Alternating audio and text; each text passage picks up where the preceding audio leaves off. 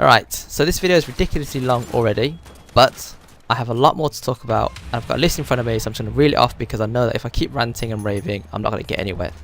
Alright, you know what, let's start with what's good about the game. So I really like the loadout system. Some of the boosters are very questionable and I hate that they've taken out gameplay, but the loadout system itself is good. I enjoy it. Weapons. In previous games, when you beat bosses, you get treasure drops. They unlock vanity items and stuff like that, which was cool, but in this game you actually get something worthwhile. You get new weapons, which in theory should help you to complete the higher difficulties and harder waves. So that's a good tick in my book. Ranking. Well, I think 50 is a very low limit. They should probably make it higher. I mean, I hit 50 within like 3 days of playing, so not that difficult. Having said earlier that the weapon drops are good, I kind of do miss the treasures. It was nice to not necessarily farm, but when you, because obviously I played it a lot, so when you eventually complete the treasure set, it was like yay, you know. And yeah, there was some treasures that eluded me for a while, and a bunch of other people as well, and that got a bit annoying. But yeah, to complete the treasure set and to get a nice little vanity item was kind of cool. You know, like a new character skin, something like that. It was nice to have. I mean, it wasn't essential, but it was nice to have. Just to be honest, I don't think I even wore the character skins that I got. So I unlocked all the treasure sets and I didn't even use the skins. Well, you know, I can't be changing out for my girl Chloe. It's just not how I roll. Alright. Another new addition they've added, which is really cool, is that you can play the game mode offline. Well, have you ever tried playing survival and crushing on your own? Yeah, not fun. But to give you the option of playing offline with an AI buddy is really cool, and I kind of wanted to do this in Uncharted 2 and Uncharted 3. I mean, there were times when I had to solo match it, not solo matches, but there were times when I had to, you know, clutch waves because the teammates had died or whatever. And I often thought to myself, what would it be like to play this on its own? I thought Uncharted 4 Survival would have that option when they mentioned it. Turns out I was wrong. This is not my idea of playing solo. I guess it comes down to the fact that I probably wouldn't even bother attempting to solo crushing in Uncharted 4. Partly because I just wouldn't enjoy it, and as I said, time constraints and all the rest of it, it's just not fun. I mean, I could mention all the other stuff as well, but you know, graphically and sound wise and the audio from the characters, all that is great. That's on part. That's, you kind of expect that from an Uncharted game, so I'm not going to talk about it, but yes, those are the good points as well. That's just to throw it out there. And I think that's about it, to be quite honest with you. The rest of it is going to be negative. So strap yourselves in. This is going to be a pretty long list. You've been warned that it's going to be a little bit ranty. Alright, let's get started. So, wave modifiers. What the fuck are they doing in this game? I genuinely don't understand. I don't want to have to be forced to go around punching people in the face, alright? And that's another thing, melee. Why do you need a booster? This comes down to the other thing that I mentioned in part 1. Why do I need a booster to hit harder? It doesn't make any sense. And they've made it so that melee is no longer a 2-3 hit kill, as what it was in Uncharted 2. In fact, I think it was like 2 in Uncharted 3. To being like 5 or 6 on like a standard enemy. What is that?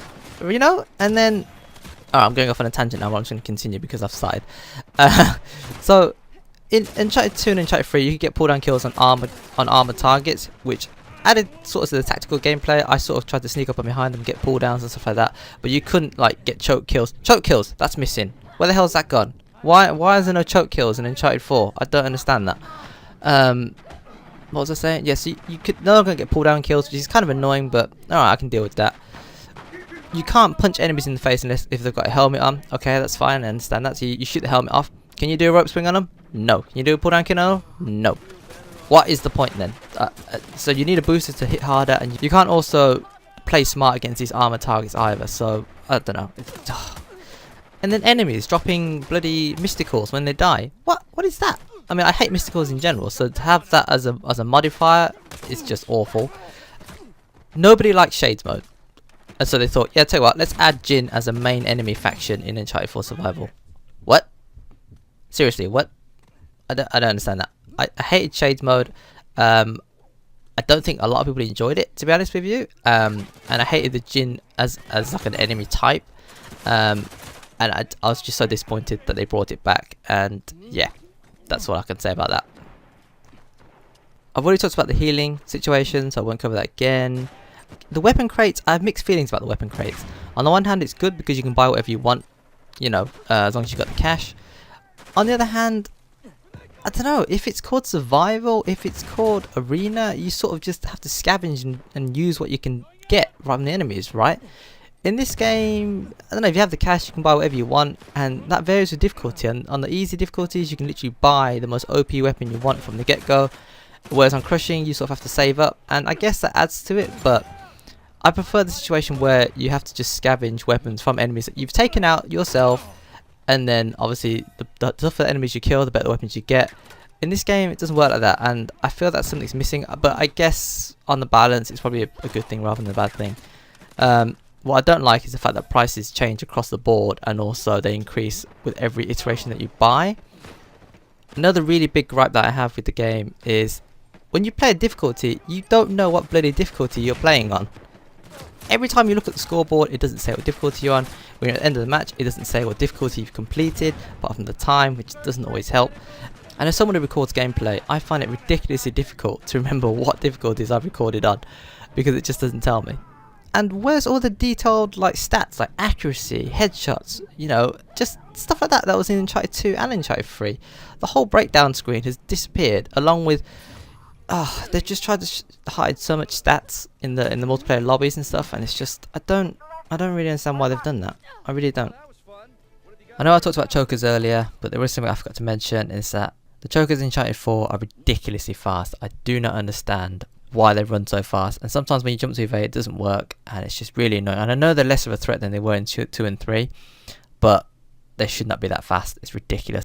Yeah, I said it when the game first came out, and it's still just an issue now, but I guess they're not going to change it, and it's just what it is, but it's still annoying. Something else that they left out from Uncharted 3, which I thought was a nice touch, was the clown masks on crushing.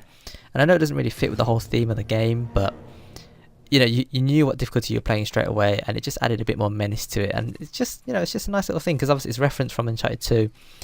Something else that bugs me as well, again, infinite enemy spawns. This was an issue in Uncharted 3, I talked about it back then as well, and I didn't like it back then. I preferred it the Uncharted 2 way, where eventually you killed all the enemies and there'd be only one left, and obviously you take him out and then that's the end of the wave. But they continue with the infinite spawn thing. I guess for some waves like Siege and stuff it makes sense, but for survival waves it doesn't, in my opinion. I've already talked about the boosters, so I won't talk about them again, but basically there's just too many of them, and they cover things that I believe should be attained via just leveling up normally, like extra damage and stuff like that. Headshots and things like reducing number of hits to melee kill, those should not be boosters, those should be abilities that you pick up as you rank up. Biggest annoyance I have with Uncharted 4 so far is the time constraints on the stages and the waves.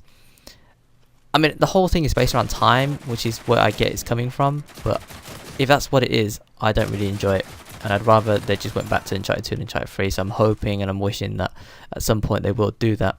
Just have to wait and see. And speaking of time constraints, I guess the next big thing is the bosses, boss fights. For the majority of the survival stages, not too bad, but the boss ones are the ones that are really annoying and the ones that take the longest amount of time, and it's because of these boss waves that I never really truly feel confident in having to solo a wave. I don't think it's actually possible to solo a wave in a decent amount of time.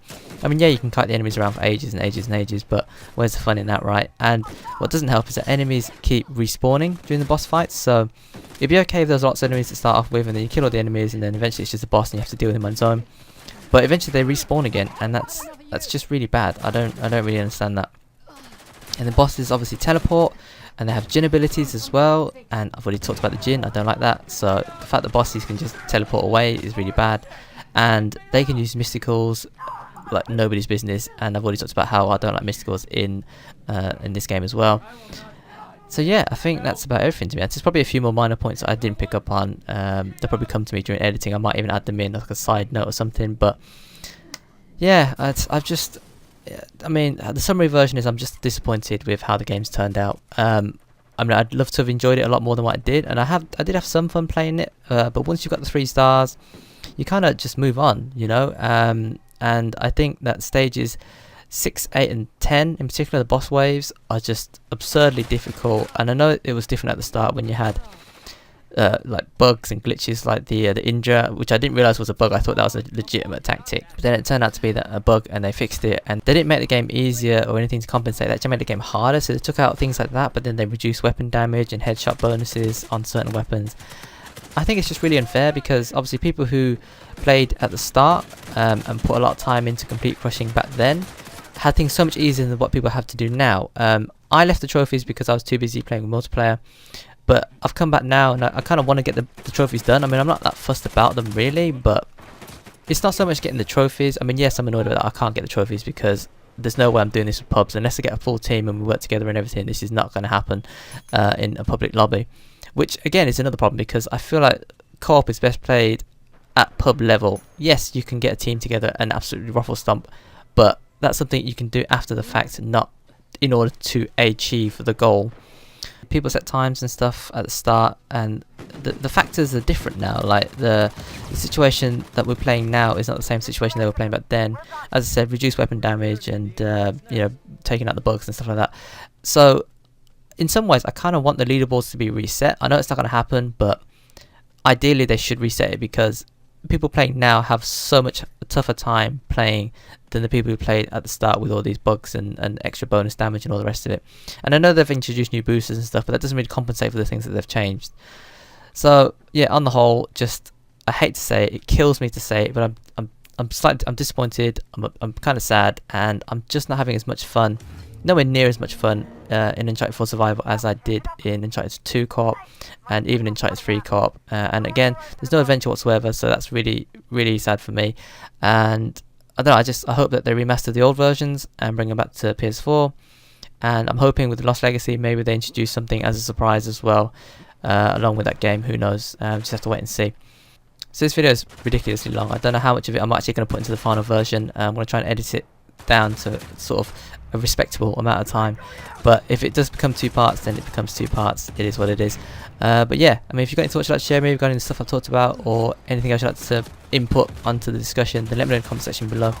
If you enjoyed the content, consider slapping the like button. I really do appreciate it. And I don't know, maybe if you feel strongly enough about it, tweet the devs or whatever. I mean, I know we are a year into the game now, so it's unlikely they're going to change anything, but possibly they could remaster the old games for the future, and maybe they'll add something new for the Lost Legacy as well. So there is still hope, there is still time, but as it stands, I don't know, you know, it's just one of them things.